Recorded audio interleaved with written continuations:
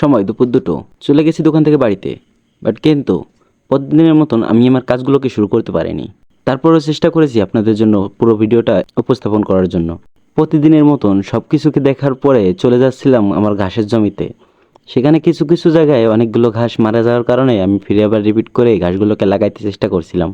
এখানে কিছু ফার্মি মুরগি এবং একটা টাইগার মুরগি রয়েছে। টাইগার মুরগিটার অসুস্থ এমনই হয়েছিল যেটা ফিরে আনা আমার পক্ষে অসম্ভব হয়ে গেছিল। তবে আমি আমার পড়াশোনার উপর ভিত্তি করে চিকিৎসা দেওয়ার পরে সে অবশ্যই সুস্থ হয়ে যায়।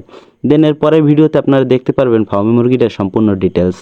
তো এই হচ্ছে আমার ঘাসের জমি। এখানে কিছু কিছু জায়গায় অনেকটা মার গেছে, তার কারণে আমি ফিরে আবার রিপিট করে লাগানোর চেষ্টা করেছিলাম। এই হচ্ছে আমার রেড পাকসেন ঘাস, যেগুলো অনেক সুন্দর হয়েছে। আর এমনি যেগুলো নগদ নগদ ঘাস লাগাইছি সেগুলোও অনেকটা সুন্দরই বাড়ছে, যেটা দেখতে আমার খুবই ভালো লাগে। আসলে যারা প্রাণী পশু পাখি ভালোবাসে তারাই একমাত্র বুঝবে যে এদের এই জিনিসটার মর্ম। ওছাড়া আর কেউ আদার্স বুঝবে না।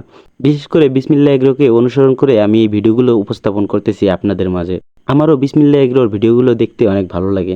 সে এমন কিছু পয়েন্টের ক্লিপগুলো আপনাদের সামনে উপস্থাপন করে, যার কারণে আপনারা একদমই চোখ নজর সরানোর আগেই ভিডিওটা শেষ হয়ে যায়। তার কারণে আরও বেশি আগ্রহ জাগে ভিডিওটা দেখার জন্য। তো আমি হয়তো বা সেরকমভাবে উপস্থাপন করতে পারি না, কারণ হচ্ছে আমার ছোটো প্রজেক্ট, অল্প প্রজেক্ট কিছু নিয়ে আর কি শুরু করেছি। তাই এত দৃঢ় আকারে ভিডিও করার মতন সম্ভব হচ্ছে না। তাছাড়াও আমি যেহেতু একা একা ভিডিও করি, একা একা সব কিছু করি, তার কারণে একেবারেই আপনাদেরকে বুঝাইতে পারছিলাম না। তো ঘাসের জমি থেকে ফিরে এসে আমি একটা কোটা নিয়ে গেছিলাম। কোটার আসার নেই, এতটাই খারাপ অবস্থার ভেতর। খারাপ অবস্থার ভেতর বলতে আমাদের ঘরে কোটাটা কে যেন নিয়েছে, কিন্তু সে আর রিপিট করে ফেরত দেয় নেই। তার কারণে আমি অন্যের ঘরের থেকে কোটা এনে তারপর আমি কিছু ঘাস লাগানোর চেষ্টা করছিলাম। এখানে একটা কোয়েল পাখি আমার ডিম দিয়েছে দুপুর 2টা কত বাজে ওই টাইমে। এই টাইমে একবারও ডিম দেয় না। তাছাড়াও আজকে দিয়েছে, আমি খুবই খুশি। গরুগুলোকে গোসল করানো হয় না প্রায় 4 থেকে 5 দিন হয়ে গেছে। তারপরেও চেষ্টা করেছিলাম যে আজকে গোসল করাবো, কিন্তু আপনাদের জন্য এই ভিডিওটা কাটিং করে আলাদা পার্ট করেছি। তো এই হচ্ছে 4-5টা কাটিং আমি আলাদা করে রেখেছিলাম, সেগুলোকে আমি লাগাইতে যাচ্ছিলাম। এখানে একটা মোচাও আছে, যেটা বোক বেরোয়ছে। আমি ভাবিনি কখনো এটা থেকে বোক বেরোবে, তার কারণে আমি আগে লাগাইতে পারিনি। এই যে এখন যেহেতু বোক বেরোয়ছে, তার আমি শিওর যে বোক এখন আর কি ঘাসগুলো ওখান থেকে হবে। তাছাড়া এই গোড়াটা এমন পরিবেশে ছিল, পুরো শুকনো অবস্থায় ছিল।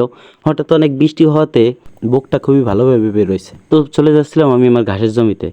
ঘাসের জমি বলতে খুব বেশি ঘাসের জমি আমার নাই, তারপরে আমি যতটুকু পেরেছি আমি আমার গরুর জন্য চেষ্টা করেছি। এখানে মোট আছে হচ্ছে 3.5 কাঠার মতন। সম্পূর্ণ জায়গায় আমি এখনও চারা লাগাইতে পারিনি, কারণ আমার কাছে এখন চারা আর নেই। অবশিষ্ট যা ছিল তাই এদিকে ওদিকে কাকিমা, কাকা এইগুলো চাইছে নিয়ে গেছে। আমি কিছু বলতেও পারিনি, কিছু করতেও পারিনি। এদিকে ঘাসের জমি প্রায় ঘাস শেষ। তো তার কারণে আমার আর ঘাসের কাটিংও আপাতত হচ্ছে না। অল্প কয়েকদিন পরে, অর্থাৎ 10 থেকে 15 দিন পরে আমার আরও কিছু কাটিং বেরোবে, যেমন রেড পাকসেনের, তারপরে হচ্ছে যারা হাইব্রিড, যারা ওয়ান হাইব্রিড, তারপরে নেপিয়ার, এগুলোর কাটিং অনেকটাই বেরোবে। সেগুলোকে লাগাইতে পারলে আশা করি আমার 1 বছরেই কোনো খ্যারের প্রয়োজন বা খড়ের প্রয়োজন হবে না। তো তার কারণে আমি চেষ্টা করেছিলাম ঘাসের উপর নির্ভরশীল থাকার জন্য। আসলে ঘাসের উপর নির্ভরশীল থাকলে হয় কি, খামারে অনেকটা লাভবানও হওয়া যায়। কারণ খড়ের যা দাম ভাই, এটা কুলায় ওঠা যায় না সম্ভবত। 1 বছরে যদি শুধু খড় কিনে খাওয়াতে চাই, তাহলে 30 থেকে 35 হাজার টাকার খড় লাগবে, যেখানে আমি 3600 থেকে 3700 টাকার ঘাসের জমিতে হয়ে যাচ্ছে। কারণ আমি যদি নিজের জায়গার হিসাব নাও করি, যদি আমি এটা লিজ হিসাব করি, তারপরেও আমার অনেকটাই হয়ে যাবে। কারণ হচ্ছে কি, যদি আমি ওই যে 1 কাঠা জমি নিয়েছি 1200 টাকা দিয়ে, আর এইটুক তো নিজের জমি। তো তার কারণে নিজের জমি অবশিষ্ট জায়গা, তার কারণে আমি নিজেই ফলাইতে পারতেছি। আদার্স কোনো কিছুর প্রয়োজন হচ্ছে না। তো লাগানো অলরেডি শেষ। তো আমি হাত ধুতে যাচ্ছিলাম। তো আজকে এই পর্যন্তই।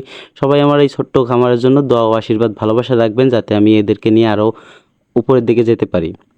আমিও আশা করি যে আমিও একদিন বিসমিল্লাহ এগ্রোর মতন সফল হব।